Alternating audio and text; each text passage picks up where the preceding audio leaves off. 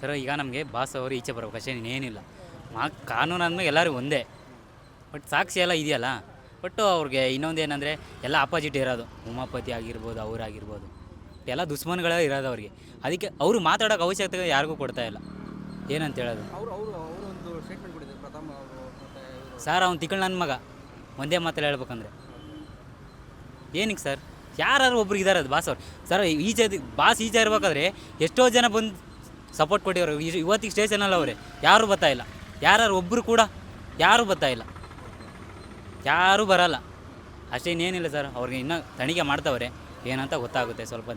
Sir ಇವತ್ತಿಗೆ ಗಲ್ಲಿಯಲ್ಲೂ ಏರಿಯಾದಲ್ಲಿ ರೇಪ್ಗಳು ಮರ್ಡರ್ಗಳು ಆಯ್ತಿದೆ, ಯಾರೂ ಕೇಳ್ತಾಯಿಲ್ಲ. ಅದಕ್ಕೆ ಯಾರು ನ್ಯಾಯ ಕೊಡಿಸ್ತವ್ರ? ನಿನ್ನ ಒಳ್ಳೆ ಲೇಡೀಸು ಸ್ಟೇಟ್ಮೆಂಟ್ ಕೊಟ್ಟರು, 2 ಜನ ಬಾಯ್ಸು ರೇಪ್ ಮಾಡೋರಂತ. ಅವ್ರಿಗೆ ಯಾರು ನ್ಯಾಯ ಕೊಡಿಸ್ತವ್ರ? ಯಾರು ಕೊಡಿಸ್ತಾಯಿಲ್ಲ ಸರ್. ಎಲ್ಲ ಕಡೆ ಆಯ್ತಾನೇ ಇದೆ. ಏನೋ ಅಮಾಯಕ ಸಿಕ್ಬಿಟ್ಟವನಂತ ಹಾಕೊಂಡು ರುಬ್ಬೋದಲ್ಲ ಸರ್. ಅವ್ರು ಒಂದು ಕೆಟ್ಟ ಕೆಲಸಕ್ಕೆ ಎಷ್ಟು ಒಳ್ಳೆ ಕೆಲಸ ಮಾಡೋರು ಗೊತ್ತಾ? ಯಾರಿಗಾದ್ರೂ ಗೊತ್ತಾ? ಯಾರಿಗೂ ಗೊತ್ತಿಲ್ಲ. ಏನು ಹೇಳೋಕ್ಕಾಗಲ್ಲ ಸರ್. ಎಲ್ಲ ದುಶ್ಮನ್ಗಳೇ ಇರೋದು ನಮ್ಮ ಬಾಸ್ಗೆ. ಇಷ್ಟು ಹೇಳೋಕ್ಕೆ ಇಷ್ಟಪಡ್ತೀನಿ ಅಷ್ಟೇ ಸರ್. ಸರ್ ಅಂದರೆ ಅವ್ರು ಕೊಲೆ ಮಾಡಿದಾರೋ ಇಲ್ವೋ ಗೊತ್ತಿಲ್ಲ, ಬಟ್ ಇವರು ಅವರೇ ಕೊಲೆ ಮಾಡಿದ್ರು ಅಂತ ಬಿಂಬಿಸ್ತಾ ಇದ್ದಾರೆ. ಸೊ ಬೇರೆ ವಿಚಾರನೂ ಇದೇ ಥರ ತನಿಖೆ ಮಾಡಿದರೆ ಸೊ ಇದೇ ಥರ ಯಶಸ್ವಿ ಆಗ್ತಿತ್ತೇನೋ.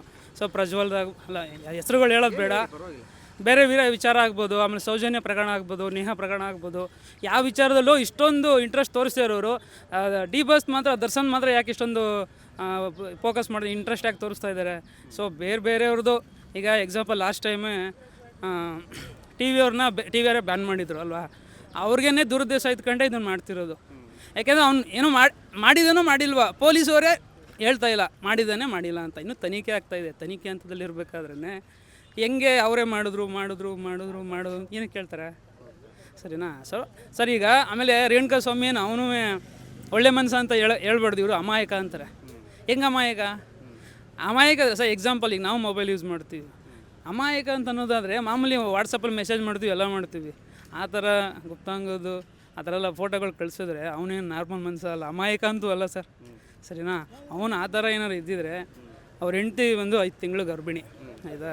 5 ತಿಂಗಳು ಗರ್ಭಿಣಿ ಇರೋರು, ಆಮೇಲೆ ಒಳ್ಳೆ ಫ್ಯಾಮಿಲಿ ಒಳ್ಳೆ ಬಡತನದಿಂದ ಬಂದಿದ್ದಾನೆ ಅಂತಂದಮೇಲೆ ಹೆಂಗಿರ್ಬೇಕು ಸರ್?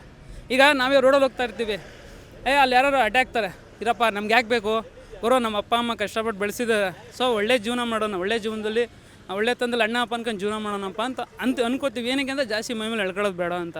ಇವನು ಹೆಂಗೆ ಮಾಡ್ದ?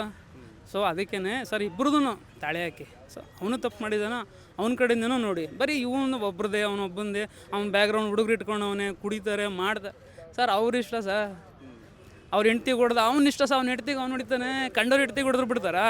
ಕಂಡೋರು ಹೆಂಡ್ತಿಗೆ ಹೊಡೆದಾಗ ನೀವು ಕೇಳ್ಕೊಬೇಕಪ್ಪ. ಅದು ಹೆಂಗೆ ನೀವು ಅವ್ನ ಹೆಂಡ್ತಿಗೆ ಹೊಡೆದ ಜೈಲಿಗೆ ಹೋಗಿದ ಬಂದ ಎಲ್ಲ ಮಾಡ್ದ ಅದು ಹೆಂಗೆ ಹೇಳ್ತೀರಿ ಸರ್? ನಿಜವಾಗ್ಲೂ ಸರ್ ನೀವು ತನಿಖೆ ಮಾಡೋದಾದರೆ ಸರ್ ಒಳ್ಳೆ ಪೊಲೀಸವ್ರು ಇದ್ದೀರಿ, ಒಳ್ಳೊಳ್ಳೆ ದಕ್ಷ ಅಧಿಕಾರಿಗಳಿದ್ದೀರಿ ಸರ್, ನಾವು ಅಪ್ರಿಷಿಯೇಟ್ ಮಾಡ್ತೀವಿ. ಸೊ ನಾವು ಕಾಮನ್ ಮ್ಯಾಗ್ ಹೇಳೋದಂತಂದರೆ ಸರ್, ಒಂದು ಕೇಸಲ್ಲಿ ಇಷ್ಟು ಇನ್ವಾಲ್ವ್ಮೆಂಟ್ ತೋರಿಸೋದಾದರೆ ಸರ್ ಪ್ರತಿಯೊಂದು ಕೇಸಲ್ಲೂ ಇನ್ವಾಲ್ವ್ಮೆಂಟ್ ತೋರಿಸಿ ಸರ್. ಎಲ್ರಿಗೂ ಜನಕ್ಕೆ ನ್ಯಾಯ ದೊರಕಿಸ್ಕೊಡಿ, ಅವ್ರವ್ರ ಕುಟುಂಬದವ್ರಿಗೆ ಒಳ್ಳೆ ನ್ಯಾಯ ದೊರಕಿಸ್ಕೊಡಿ. ನೀವು ಸುಮ್ಮನೆ ಒಬ್ಬರನ್ನೇ ಹಾಕೊಂಡು ಬರ್ತದೆ, TRP ಬರ್ತದೆ, ಅದು ಬರ್ತದೆ, ಇದು ಬರ್ತದೆ ಅಂದ್ಬಿಟ್ಟು ದಿನ ಸರ್ ಬೆಳಗಾನ ರಾತ್ರಿ ಮಧ್ಯರಾತ್ರಿ 2 ಗಂಟೆಲಿ ಆನ್ ಮಾಡಿ ಲೈವ್ ನ್ಯೂಸ್ ಹಾಕಿರ್ತಾರೆ. ಬೆಳಗಿನ 5 ಗಂಟೆಲಿ ಓಪನ್ ಮಾಡಿ ಲೈವ್ ನ್ಯೂಸೇ ಓಡ್ತಾ ಇರ್ತದೆ. ಮಧ್ಯಾಹ್ನ 2 ಗಂಟೆಗೆ ಆನ್ ಮಾಡಿ ಆವಾಗೂ ಲೈವ್ ನ್ಯೂಸೇ ಇರ್ತದೆ. ಅಂದರೆ ಇವ್ನು ನ್ಯೂಸ್ ಬಿಟ್ಟರೆ ಅವ್ರಿಗೆ ಬೇರೆ ಜೀವನವೇ ಇಲ್ಲ ಅನ್ನಂಗೆ ಮಾಡ್ಬಿಟ್ಟವ್ರು ಇವರು ಸರ್. ಬೆಳಗಾನ ನಾವು ಡ್ಯೂಟಿ ಮಾಡಿದ್ದೀವಿ, ನೈಟ್ 12 ಗಂಟೆಗೆ ಆನ್ ಮಾಡಿರಿ ನೋಡೋಣ ಬೇರೆ ಏನಾದ್ರು ಚೇಂಜಸ್ ಆಗ್ತದೇನೋ ಅಂತ ಹೇಳಿದ್ರೆ ಇಲ್ಲ, ಬರೀ ದರ್ಶನ. ಈಗ ದರ್ಶನ್ ಬಿಟ್ಟರೆ ನಿಮ್ಗೆ ಜೀವನವೇ ಇಲ್ವಾ ಸರ್?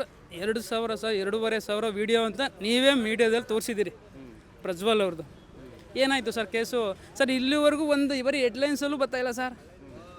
ಯಾಕೆ ಅವ್ರು ಬೇಡವಾ ಸರ್? ಸೌಜನ್ಯ ಪ್ರಕರಣ ಸರ್, ಎಲ್ಲರೂ ಧರಣಿ ಮಾಡಿದ್ರು, ಸ್ಟ್ರೈಕ್ಗಳು ಮಾಡಿದ್ರು. ಇಲ್ಲ ಧರ್ಮಸ್ಥಳ ಸೌಜನ್ಯ ಅವ್ರದ್ದು ಎಷ್ಟೆಲ್ಲ ಸ್ಟ್ರೈಕ್ ಮಾಡಿದ್ರು ಸರ್. ದೊಡ್ಡ ಯಾರೂ ಮಾತಾಡ್ತಾರಲ್ಲ, ಇದೇ ದಕ್ಷಾಧಿಕಾರಿಗಳು ಇದ್ರಲ್ಲ ಸರ್, ಎಂತೆಂಥ ಕೇಸ್ನ ಚೇಸ್ ಮಾಡ್ತವ್ರೆ. ಅದನ್ನ ಯಾಕೆ ಮಾಡಲಿಲ್ಲ ಅವರು? ಯಾಕೆ ದರ್ಶನ್ ಮೇಲೆ ಅಷ್ಟೊಂದು ಫೋಕಸ್ ಮಾಡ್ತಾಯಿದ್ದೀರಿ ಸರ್? ಅದು ಹಂಗಾಗೋದು ಬೇಡ. ಯಾಕೆಂದರೆ ಸರ್ ಕಾಮನ್ ಮ್ಯಾನ್ಗಳನ್ನ ಎಲ್ಲರೂ ಕೇಳೋದು ಏನಪ್ಪ ಅಂದರೆ, ಇದಪ್ಪ ಅಧಿಕಾರಿಗಳು ನಮಗೂ ನ್ಯಾಯ ದೊರಕಿಸ್ಕೊಡ್ತಾರೆ, ಪ್ರತಿಯೊಬ್ಬರಿಗೂ ಸಮಾನವಾಗಿ ನೋಡ್ತಾರೆ ಅನ್ನೋದು ನಮ್ಮ ವಿಶ್ವಾಸ ಇದೆ. ಬಟ್ ನೀವು ಒಬ್ರಿಗೊಂಥರ ಇನ್ನೊಬ್ರಿಗೊಂಥರ ಮಾಡೋದು ತಪ್ಪು ಸರ್. ದಯವಿಟ್ಟು ಅವ್ರು ಮಾಡಿದಾರೋ ಇಲ್ವೋ ನೀವೇನು ಅದನ್ನು ಪ್ರೂವ್ ಮಾಡಿ.